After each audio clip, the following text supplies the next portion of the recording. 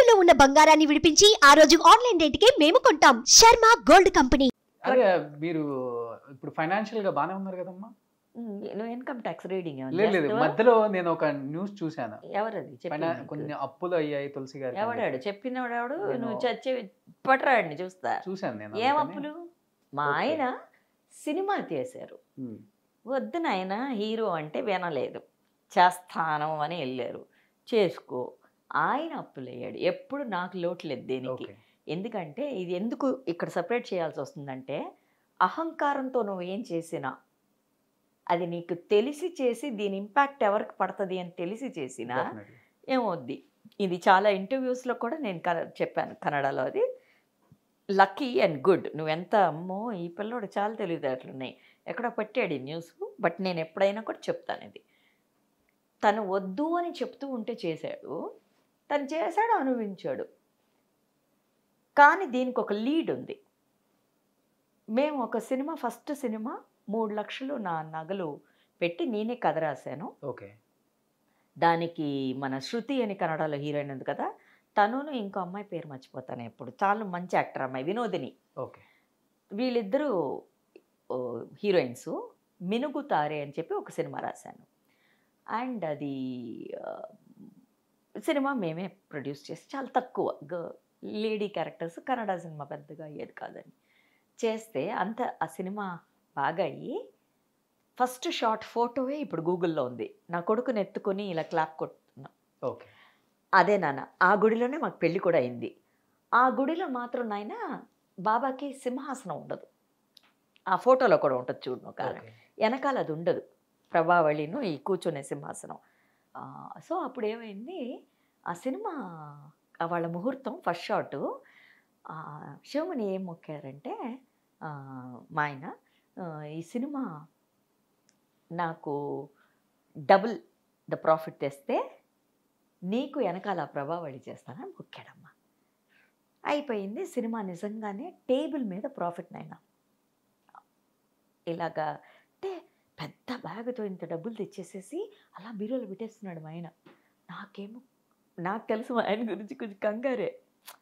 ఏ డబ్బు అయితే లేదని నేను చేసుకున్నానో, మా వారికి ఈ డబ్బు ఇది ఎక్కువ అయిపోయింది అంటే ఇంకొచ్చేస్తుంది కదా అస్తమానం. ఎప్పుడైతే నా వల్ల వచ్చిందని చెప్పను, ఎప్పుడు నేను అడుగుపెట్టి పెళ్లి చేసుకున్న తర్వాత ఇంకదే నాన్ స్టాప్ అయ్యే. అంత పెద్ద ఇంట్లో నాకు బాగా గుర్తుకొస్తున్నారు. మా తాతయ్య అప్పుడు బ్రతికే ఉన్నారు. చేయలేదు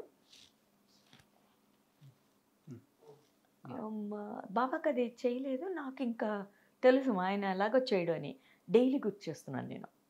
సరే ఓకే అని చెప్పి ఏం చేశారు మా ఆయన, ఆ డబ్బులతో 13 crores ప్రాఫిట్ నాన్న, 13 crores ఒక ప్రాపర్టీ కొన్నారు. ఈ 13 కాదు, 1.5 ఏదో చేశారు, చిన్న చిన్న అప్పులు చేసినట్టు అదేదో క్లియర్ చేసేసి 12 crores ఏదో కొన్నారమ్మా. ఇంకా 1 crore ఇవ్వాలి ఆ ఇంటికి, అది ఇవ్వలేకపోయారు. ఓకే, ఇవన్నీ ఫైన్ పడిపోయింది ఇక్కడ. ఇది చేయలేదు కదా. అప్పుడు దాని కాస్ట్ నాకు బాగా గుర్తుంది, 2 lakhs. నేను అడిగి పెట్టుకున్నాను ఇవన్నీ, చెప్పంగానే మళ్ళీ చెయ్యాలి కదా వెళ్ళి.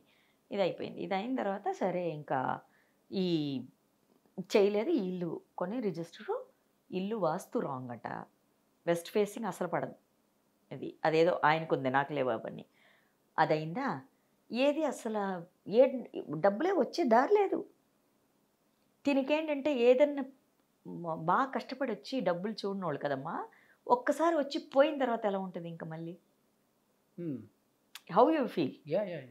కంగారు ఇంకా వచ్చేస్తుంది వాళ్ళకి. అంటే నేనంటే చిన్నప్పటి నుంచి అన్నీ చూసి నిదానంగా ఉండి అలా ఉన్నాను. అది కాదు కదా, రాగానే ఇంకా కంగారు ఉంటుంది చూడు, ఆ డబ్బులు వచ్చేసరికి.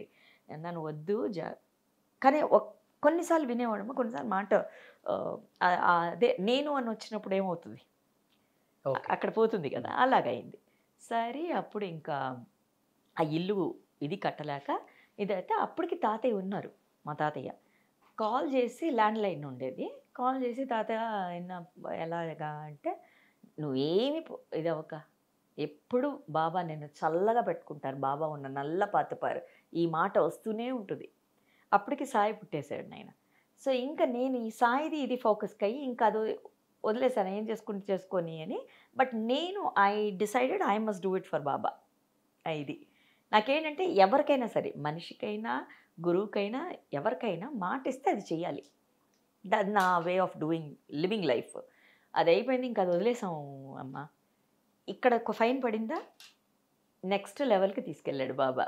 ఏం చేస్తున్నాడు బాబా, నువ్వు నాతో ఒప్పుకున్నావా, బిజినెస్ కదా, ఏమన్నావు నువ్వు నాకు, ఇంతో 8% ఇస్తాను, అది 2 lakhs.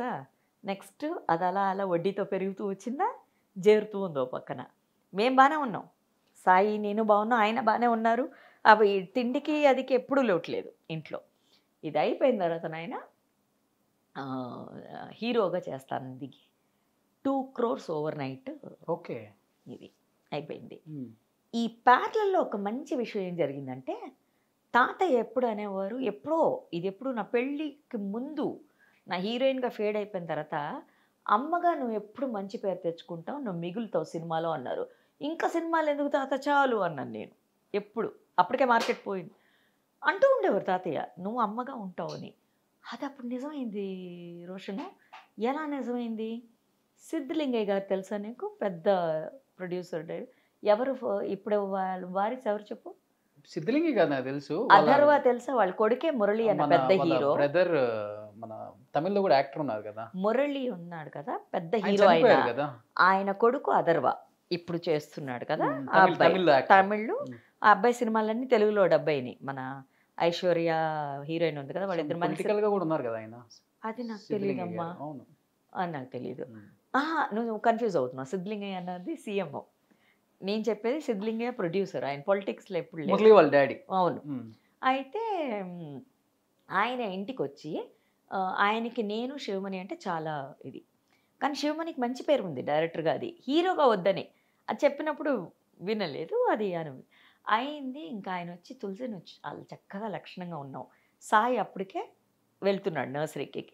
వాడు స్కూల్కి వెళ్తున్నాడు కదా, ఈవినింగ్ వస్తున్నాడు కదా, నీ పనులన్నీ ఎలాగో అయిపోతున్నాయి, వై డోంట్ యూ యాక్ట్ అని. అప్పటికి చాలా సినిమాలు రావడం మొదలుపెట్టినాయి కన్నడలో. ఎందుకంటే they wanted Tulasi as a mother అని. మన మాలశ్రీ నంజుండా అని ఒక సినిమా రాసింది, అందులో ఆ మదర్దే మెయిన్. నేను చేయలేదు ఆఖరికి, శివరాజ్ కుమార్ నాకు సన్ క్యారెక్టరు, మన ఉమాశ్రీ చేసింది ఆ సినిమా. మాల ఎప్పుడు కాల్ చేసి అక్క చెయ్యక్క బాగుంటుంది అని.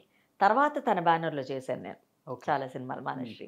సో ఇలాగా అందరూ చెప్తూనే సిద్ధలింగయ్య గారు చెప్తూ ఉన్నారు కదా, ఎందుకమ్మా ఎంత మంచి లక్షణంగా. ఆయన చెప్పిన మాట నచ్చింది, పెద్ద మాట అయినా కూడా నాకు అది స్ఫూర్తినిచ్చింది. కన్నమ్మ గారు ఇలాగా తల్లి, పండ్రిబాయి గారు ఇలాంటి ఒక మంచి తల్లి అవుతావు నువ్వు, ఇది లక్షణంగా ఉంటావు చూడ్డానికి అన్నారు. అంతే రోషన్. అది ఎక్కడో అలా అలా అని కన్నడ వాళ్ళు ఇంకొదల్లా. మన రక్షిత ఉంది కదా హీరోయిన్, వాళ్ళ హస్బెండ్ అప్పటికి 3 హ్యాట్రిక్స్ ఇచ్చాడు, ప్రేమ్ అని డైరెక్టరు. ఆ అబ్బాయి ఇంటికి వచ్చేసాడు, చాలా మంచి అమౌంట్, మీరు మదర్గా చేయాలి అంటే. అందులో సుమలతది మెయిన్ క్యారెక్టర్ మదర్గా, ఎక్స్క్యూజ్ మీ అది. ఆ సినిమాతో ఇంకా స్టార్ట్ అయితే 1 year ఆడింది ఆ సినిమా. నేను చేసిన ఫస్ట్ 6 films 1 year ఆడినాయి. లక్కీ మదర్ అని పెట్టి, తులసి అని పెట్టి, నాన్ స్టాప్గా కన్నడ.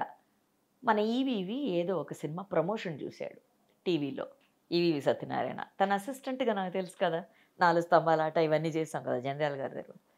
కాల్ చేసి, తులసి నా కొడుకులు ఇద్దరు హీరోగా చేస్తున్నారు తెలుగులో, నువ్వు సుమను ఫాదర్ మదర్ అనుకున్నా, నువ్వు చెయ్యాలంటే.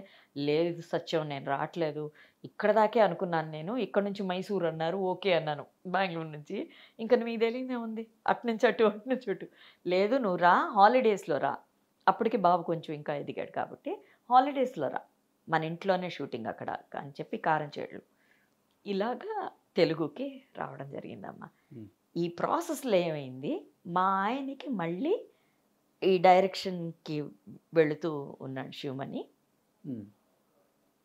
రియలైజ్ అయ్యాడు, అవును తులసి నేను చెప్పింది కరెక్ట్, నేను బాబానే మోసం చేశాను అని. చాలా లేట్ అయిపోయింది అది రియలైజ్ అవ్వడం.